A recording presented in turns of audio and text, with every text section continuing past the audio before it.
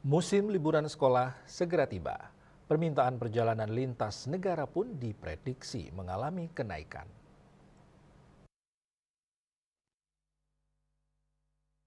Mengutip data World Tourism Barometer 2024 yang dirilis Organisasi Pariwisata Dunia Perserikatan Bangsa-Bangsa atau United Nations World Tourism Organization atau biasa disebut UNWTO, pariwisata internasional tumbuh signifikan pada 3 bulan pertama di 2024.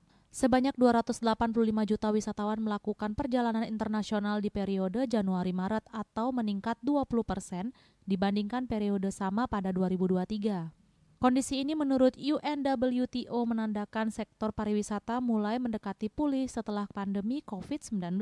UN Tourism Secretary General Surapolo Likasivli mengatakan pemulihan sektor pariwisata ini akan berimplikasi positif ke perekonomian dan keberlangsungan hidup jutaan orang. Namun hal ini juga memerlukan adanya kebijakan pariwisata dan manajemen destinasi yang bertujuan meningkatkan keberlanjutan dan inklusi.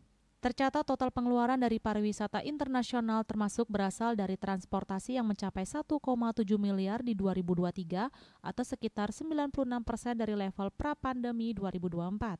Sejumlah destinasi mengalami peningkatan pendapatan di kuartal pertama 2024 dibandingkan periode sama pada 2019 seperti Serbia, Turki, Pakistan, Tanzania, Portugal, Rumania, Jepang, dan Maroko. Bali Pos melaporkan.